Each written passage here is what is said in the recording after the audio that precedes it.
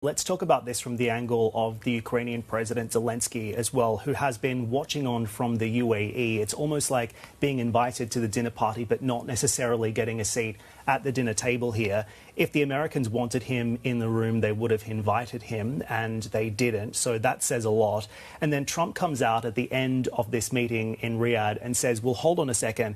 We need to see elections in Ukraine as a condition of peace. Is that ringing alarm bells in Europe and in Ukraine? I think it's ringing alarm bells everywhere. Let's take who's saying this. The President of the United States is saying to the leader of Ukraine, who has seen countrymen lose their lives, who has fought battles over the last 3 years, say to him, wait, I don't know if you're even a legitimate presidency. You're instituting martial law to accomplish some of the things you're doing. So at this point, you should take a step back. You've had 3 years to accomplish what I've done within 2 weeks. More importantly, I am the only person on earth, which was echoed by his representatives in the meeting yesterday, who could potentially bring these actors together and get a deal done. Not that the deal is going to happen, but at least bring the people to the table. Do you think Zelensky's days are numbered?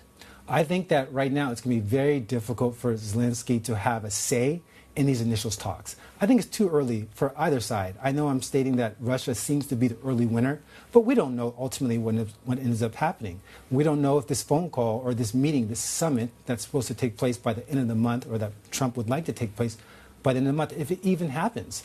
So for right now, I think Zelensky is clearly frustrated. He's being left on the margins, but the European partners are also frustrated. They've contributed in a huge way as well to Ukrainian efforts, and right now they don't even have a say at what potentially is going to happen. So I think you have a lot of frustrated actors, but unfortunately the only two groups that have a say at this moment are the United States and Russia.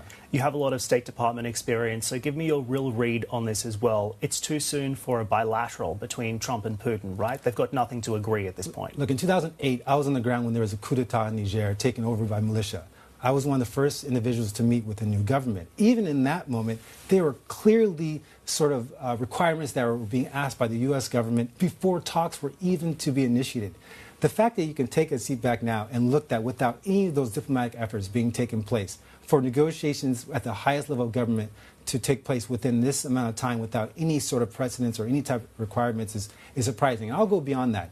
Even when you look at the agreement to normalize relations, and he talked about we want to beef up staff, both in Moscow and Washington, D.C., that's contrary to what is currently taking place in the U.S. government, with federal government agencies being shut down, embassies being asked to cut staff left and right up to 25% as of Friday. So this is interesting to see how this is all going to play out and how they're going to support this plan to beef up support for this Ukraine effort. Indeed. And as we see these talks potentially progress from this point on, what are the pieces of the jigsaw puzzle that need to be unlocked next in order for us to see genuine progress on peace for Ukraine? Well, I think, honestly, Ukraine is going to have to be brought into the picture. Ukraine needs to be at the front of this effort in terms of what potentially this looks like for Ukraine. If you're going to bring Russia to the table, Ukraine has to be brought to the table.